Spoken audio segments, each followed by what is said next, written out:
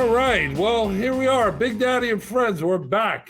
And, I always tell everyone, the viewers, the listeners, the fans, that my show, I try to bring people on that are in the game, not people that pretend to be or say they are. And now today's guest is really, really out of my loop, but I'm so excited to have her on because it's diversifying, as I was saying earlier, my personal portfolio. Love it. So I am honored, proud, excited, and happy to have country music superstar Jillian Cardarelli. Jillian, welcome to Big Daddy and Friends. Thank you, Big Daddy. It's an honor to be here and finally meet you. I've heard so much about you. My husband loves you so much, and I'm happy to be here. Congratulations on your podcast and the success of your show. It's awesome. Well, thank you so much. And, obviously your husband, I'm a fan of his. And, I'm sure you've heard the story how we met over in Hawaii. And yes, it's flipped into a friendship, working relationship, all those things. So, so right now, you're in Nashville right now, correct? Currently, I'm in Memphis. We're visiting his parents, but I am based in Nashville. We're having a little mini vacation visiting my in-laws, so it's been really nice. But I am based in Nashville. I've been there for a few years now, and I love it so much. Got it. So let's tell all the viewers and listeners here, when did you start to love country music? What got you into country music? Did you become a country singer? Explain all that. Well, I'm actually from Massachusetts, so kind of funny how I got into country. My grandfather was stationed in Georgia during World War II, and he fell in love with country music back then. So growing up, that's really all I listened to. That's all that was playing on his radio and then my dad's radio. And I just fell in love with the storytelling and the lyrics. So I was singing country music before I could talk, I like to say. So I knew that was a dream of mine from a very, very young age, and just fell in love with the storytelling. So how did you end up in Nashville? Well, I had a band in Massachusetts I did a lot of touring with through high school, and I would sing, the anthem for the Bruins, the Celtics, the Red Sox, and I just was really immersed in the music community there. But I knew that Nashville was the place I needed to go to pursue country music. And so I found Belmont University, and I applied there and finished out my college career there and have never left since. So. Wow, that's an interesting story because, you start one place and you go somewhere else. And I know that all too well because, I started one business and then I get into three other businesses and I'm like, oh, that's right. It's like you follow your dream, you follow your passion. That's right. What do they say? When you put three entrees in front of you, you're only supposed to eat one, not three. That's right.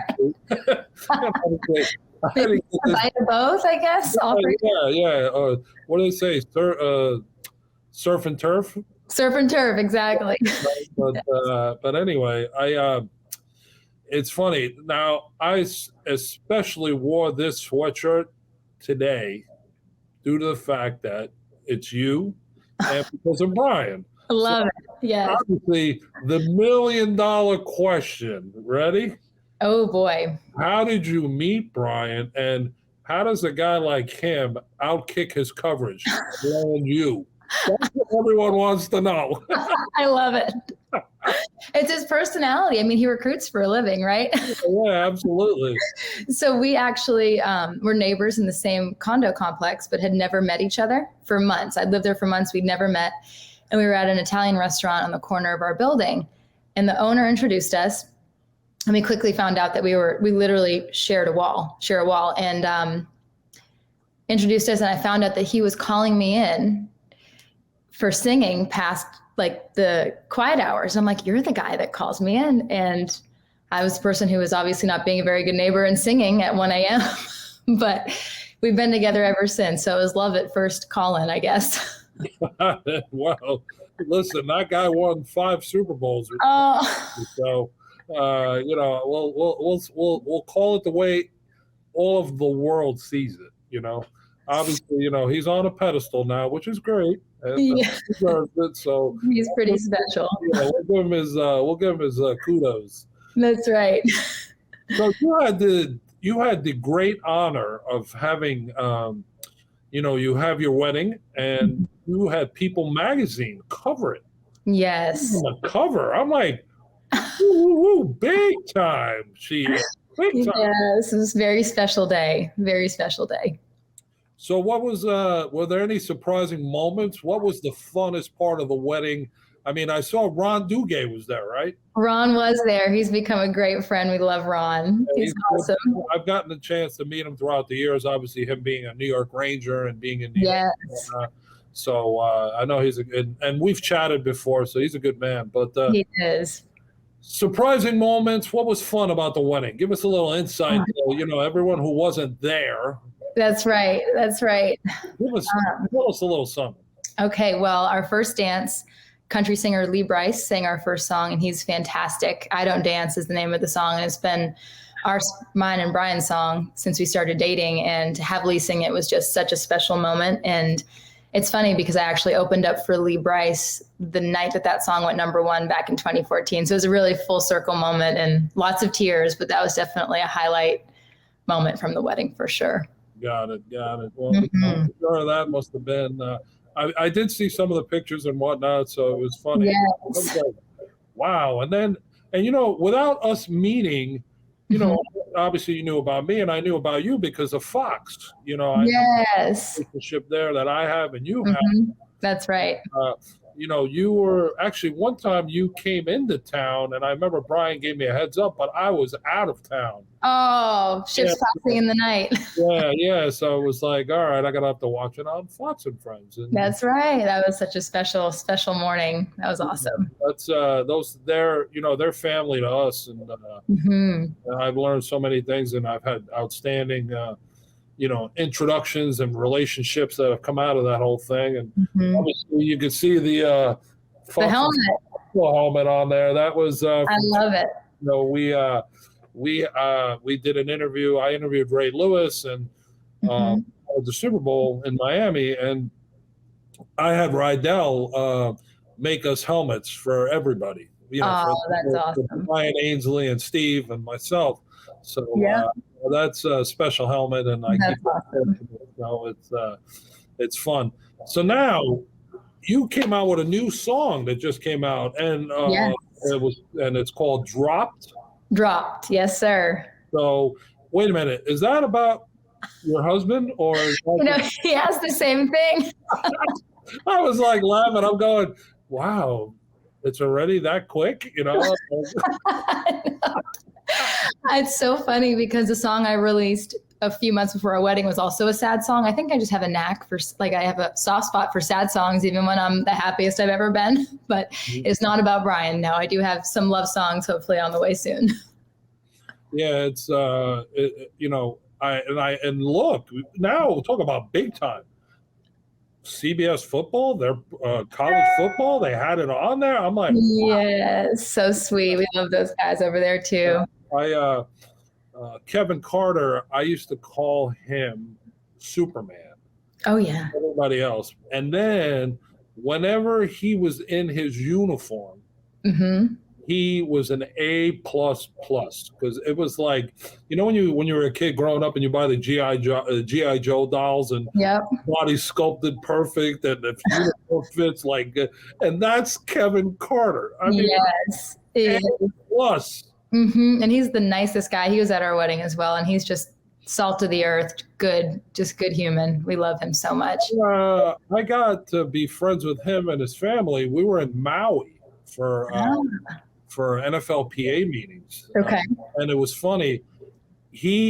I'm sure he remembers this. The first time I ever had Cold Stone Creamery was with him. Oh, they were like, hey, buddy, we're going to go get ice cream. And I'm like, oh, all right, I'll come. And they're like, we're going to go get Cold Stone. I'm like, what's that? I didn't know what it was. And then your life was changed. Yeah, my life changed. I'm like, why did you introduce me to this? I'm like, good. It was just like butter. Oh, yes. It's the best. It's like, Okay. All right. Thanks, Kevin. But yeah, he's a great guy. He's always been, and I look forward to seeing him again soon, one time down the road here. But Absolutely. so let me ask you now, being married to Brian, Yes. an NFL agent, what have you learned about being married to an NFL agent? What I've learned is that it's not about who wins or loses the game. It's truly about the player's safety, protecting them and having their best interests and keeping them, safe and healthy. And that's where you come in, making sure that they're all taken care of in that department too. So that's it's not about who wins or loses. It's kind of the big takeaway that I've learned from being with him over the years. Yeah, it's you go to games and sometimes you have the good fortune or the bad fortune, I guess, of having guys on both teams. Right. Relationships and it's like I used to get joked around a lot. Like, let's say the Giants were playing the Titans, okay, Nashville, and the only reason you're here is because the Giants are here. You know what I mean? It's right. I've come to games in Nashville when they haven't been there, but you catch flack over that, and again, when you have relationships, you have to. It's like almost being a politician sometimes because you have to, say hello to everyone, and especially like in my line of work, where Brian's is where he services. He has his clients. Me, I have to have like a whole pool of people that I have to deal with, whether they're clients or not, Right. So, and it's the politician side is the same, but two different services and two different businesses. And absolutely. Obviously, the best example I ever had was I was at the Miracle in Nashville game. Oh my goodness. Yes. Okay. That was before I was there. I'll never forget that Buffalo goes ahead, and I'm like, and Neil O'Donnell, who is he's like a brother to me, is my college roommate and played for the Titans. I was down there visiting with him, and my roommate at the time and I, we were like, oh man, we're going home. This game is over. They're going to lose. And when I tell you, Jillian, I'm walking up the sideline on the phone with Delta to change my flight to go home that night. Oh, God. The guy with the ball runs right past me to go into the end zone and win the game. Oh my gosh. Literally hang up on Delta. And I'm like, I guess we're staying a party tonight. I love it. Every time I see that highlight, I laugh and I go, it just brings back so many memories. Yeah, it's not over till it's over, right? Yeah, exactly. You heard that from an agent's wife. Look at her; she's got it all already. That's right. You got it all going on. So let's do this. So tell us something that may interest the viewers and listeners, something that may surprise us. Okay, a couple things come to mind. I'm an avid golfer, kind of unexpected, but I've been playing golf since I was little, and I know I was supposed to be at your tournament this year, but next year I'll be there. So I've been playing golf since I was little, and big passion of mine. And I'm also a black belt in karate, which is kind of a random thing. It's actually in my Instagram bio, and I can't tell you how many messages I get. Is that real, or are you just kidding? But no, I actually am a black belt in karate. So it's kind of a fun, unexpected fact. Wow, don't mess with her. You might get kabonged with her guitar, or a kick to the head. That's right. I got to defend myself, right? Exactly. So who inspires you in country music? Inspires me in country music. Lots of, I grew up listening to Shania Twain. Elvis Presley was a big inspiration of mine from when I was little. Faith Hill, Martina McBride, Reba McEntire. I've actually gotten to open for Reba before, so it's been really amazing to share the stage with some of the people that really inspired me to pursue a career in country music. So here's an interesting question. You could have dinner with one person, dead or alive. Who would that be? Okay. Elvis Presley. Elvis Presley. Wow. Yep. And I married a guy from Memphis too. So it's meant to be. Are you sure it wasn't for the barbecue, not the guy? Hey, barbecue too is win-win, music and barbecue. It'd probably be Elvis, and if not someone alive, maybe Tom Brady, just because he's so driven, and it's just incredible that he's still going, and I admire that a lot, that drive and passion to keep, excellence. Yeah, he wants to keep winning, and he is a winner. And I'm good friends with Tom, and I've known him for over into the league. Yes, I'm from Massachusetts, so I've been a big Tom fan my whole life. Hasn't changed one bit, and awesome. I cheer for him. But it's funny when someone has so much success, especially in sports. You have your avid fans, and then you have your haters. And listen, everyone, if you want to win, put the work in. That's what he does. He proves to everyone that he puts in the work. He puts in the time. And I mean, it's funny. You watch him do that Subway commercial. He's like, I don't even eat bread, So it's like, how they got him to do that? I can't wait to ask him. But that was definitely a funny commercial. So, so let me ask you this: who are your top 3 stars? Or let me ask you this. No, let me retract. What are the 3 top country songs of all time? Oh, that's hard. That's tough. Okay. Well, time. We got time. We got time. Okay, I like this. Definitely "The House That Built Me" by Miranda Lambert. Every time I hear that, I'm like, oh, I wish I'd written that song. It's just so well written and just makes me cry every time I hear it.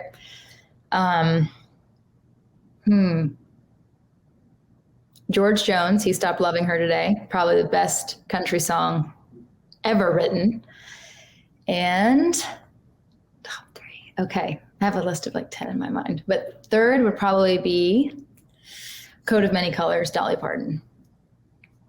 Okay. Well, I'm not an avid country music listener.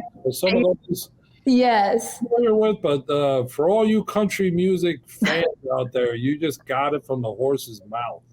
You heard it from her. So, great songs. You can't go wrong. Yeah, exactly. Take her word for it. She knows what she's talking about. She knows what she's doing. So, all right. So ready now. Here's a real one. Here's a real one here's a real doozy, but shouldn't be a doozy. I'm sure you're going to answer right away. If you could do a duet, who would you do it with? George Strait. He's my favorite country artist. He was one of the reasons I fell in love with country music, and he's just the king of country. So that would be an absolute dream to do a duet with George Strait. Wow. Okay. I know who George Strait is. This is the king. He's the real Big Daddy. That's right. He's the Big Daddy of country. Yeah, exactly. If I'm standing next to him, I'm just Big Daddy security. He's great. Yeah, it's I know how Nashville has boomed. It is a mecca, and I think every country music star, every pro athlete, I know coaches live there. I mean, it's like booming. Absolutely. And I look forward to getting back down there and hanging with you guys. Now, here's what's next for you? Next for me. So I have an EP coming out in February with a brand new song, and now I'm currently writing to finish out the album, which we're going to record early 2022. So I'm kind of in the writing process right now, just writing as much as I can and getting deep into that. So it's just very exciting. It's my favorite thing. So. All right, so let's get back to the golf game real quick. Let's tell everybody how good your game is. Oh gosh. I got you. Now I'm putting you on the spot. Oh goodness. I played golf in high school, and every summer I'd go to the David Ledbetter Golf Academy in Bradenton for a couple weeks. My parents would send me there, and yeah, maybe a little rusty right now, but I can beat Brian, so that's what matters, right? Exactly. Let him carry your clubs. That's right. Exactly. They love it with a scramble. With the scramble, they're like, we'll get her on the red tees. We're in good shape. and especially when he's carrying the clubs, no golf cart. That's right. Let's walk it and let's earn it. That's right. Exactly. Oh, man. So, and you know what? I know you're a big supporter of St. Jude's. Tell us a little bit about that. St. Jude's, right in Memphis. I've done the tour a couple times, and it's just so incredible.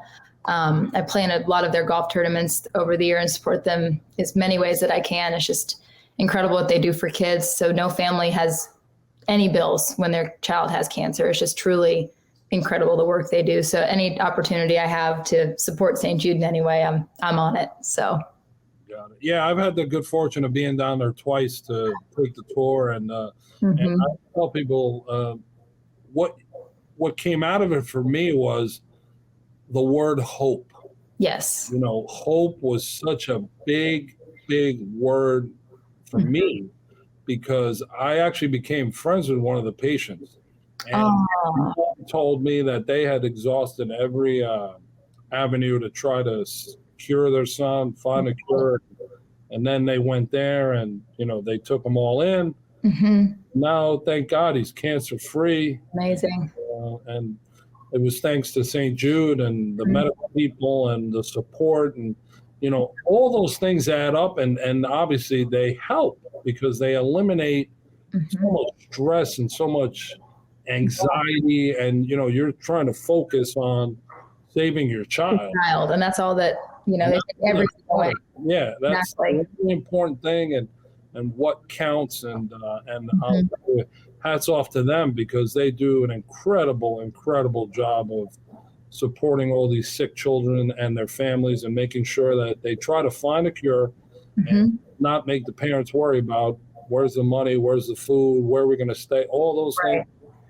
Hats off to St. Jude for doing an incredible job. It's incredible. Absolutely incredible. I cry before I walked in the doors, and I'm already crying whenever I visit there. It's just amazing. Yeah, but again, it's a place of hope is what I tell people. So exactly. It's outstanding. So now here's the fun part, Jillian. I get to hand over the mic to you. Okay. You get to ask Big Daddy a question, something that you may want to know. I can also share something with you that most people don't know as well, too, after the. Okay. What has been the proudest moment in your career, or like something that has been your best moment in your career so far? Wow, that's a good question. Wasn't going to make it easy. Yeah, I know. And I may need time, but I'll tell you, there's not really one moment, I think. A few, Okay. Okay, top, Okay, top three yeah. Okay, top three. Well, I would say one is to pulling off the event that I've been doing for the last couple of years. We took a break from it, the Big Daddy Celebrity Golf. Yes. We did like a strong, we had like a 3-year run. And we raised money for St. Jude, and we had a who's who come in, and helicopters, and it's just it was like I can't even explain it, but that's awesome. That whole thing off, and then especially this year with so many restrictions, we had rain, and we had we didn't have as many golfers. And but we had a women's empowerment luncheon, which was totally came out of left field for me. Right. And my co-host, who helped put the whole thing on, and obviously we wouldn't have had the event if it wasn't for her. And Christine Olsen, she was the driving force behind not only this luncheon but also the golfing. That's awesome. I was going back. Obviously we had an original date and we had to change. And then all of a sudden, I'm kind of like, we're not doing this, and and I don't think I could do this. And she was the one that kept saying, "You can do it. You can do it. We'll do it. We will do it. We'll get it done." So that was really a proud moment for me. That's great. To be able to pull all that off in such a stressful period of time. Absolutely, persevered through it. Yeah, we made it through. We got through, and then the event will be much greater and grander and more funner, if that's a word. Hey, I think so. Big Daddy. I always say Big Daddy-isms. I like it. We'll go with it. Yeah, we'll go with it. But look forward to next June. But I think that's one of my top proudest moments. And I'd say the other two proud moments in my career were to be on the field when the Giants won the Super Bowl both in 2007 and 2011. Mm-hmm. Wow. And because I had such strong relationships with so many players on both those teams. Mm-hmm. In 07, obviously my relationship, which is well documented and noted with Michael Strahan, the yes. friend, right. To be on that, I went to every game that year except for one. Wow. I missed one game, but I did all the other ones all the way through the Super Bowl, and that was fun. And then in 2011, that was even more fun because you got to do it again. And yes. you see fans across every sport mm-hmm. that their team may never win a championship, let alone play in one. Right. So think about it. I was able to be a part of two of them. Mm-hmm. Fun, be on the field, all the ticker tape. I mean, it was just yes. It's unimaginable to be a part of something like that, and so that would say those are combined. That's my second proudest moment, and my third would be, I guess, when I was handed a mic at Fox to become a Super Bowl correspondent. That's awesome. And I still talk, I talked, it was funny. I was telling the story the other day about how my friend who was at Fox, who's now in the PR business, mm-hmm. taught me how to hold the mic. He's like, "Hey, Daddy, you got to be able to see the Fox thing." That's right. And I was like, "Oh my God, I'm doing biceps and triceps going back and forth." Good workout. Yeah, it was a good workout, and then to be able to take that to another level and learn, and that's mm-hmm. why, you watch these personalities. I do, to get an idea of how to interview people and how to talk properly. Although I'm always told that my what do you call it? My Danglish, which is daddy and English, is always because I'm like, at least I'm not like Jersey Joe or, "Yo, Julia, what's happening?" That's right. I try to talk I love it. a little bit better as far as my English and vocabulary, and try to learn a little bit more every day. But mm-hmm. those are my three, I would say, proudest moments that I would share. I have a bunch of them, but we only have a 30-minute show here, so I can't get into all of that. And it's a pretty solid top three. And I'm sure you could compete with me on your elements and probably outdo me. So. No, I don't know about that.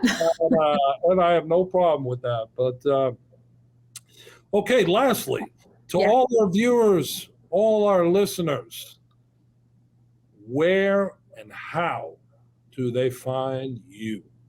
On social media, your website? Social media, my website, JillianCardarelli.com, Instagram, Jillian Cardarelli, Spotify, Apple Music, Jillian Cardarelli. You can find me everywhere now, TikTok, Twitter, all of it.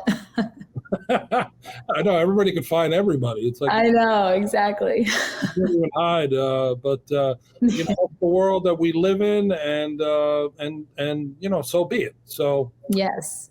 Jillian, I want to say thank you so much for taking the time this morning to hang out with Big Daddy and friends. And thank you, Big Daddy. It's an honor to be here, an honor to meet you, and can't wait to see you in person soon. Yeah, absolutely. And to all you fans out there, remember, follow Jillian. She's going to win her Super Bowl on her way. So make sure you keep tabs on her. And she wants to join Tom Brady and get 7 more of those rings. That's right. So keep doing your thing. And from all of us here at Big Daddy and Friends, until next time, we'll see everybody real soon. And again, Jillian, thank you. Yes, thank you, Big Daddy. Tell Brian that I said have a great day. And I will. And make sure he gets his workout in, because he's got to carry those clubs. That's right. I'll tell him. Until next time, we'll see everybody real soon. Thank you. Here. You got it. Bye-bye.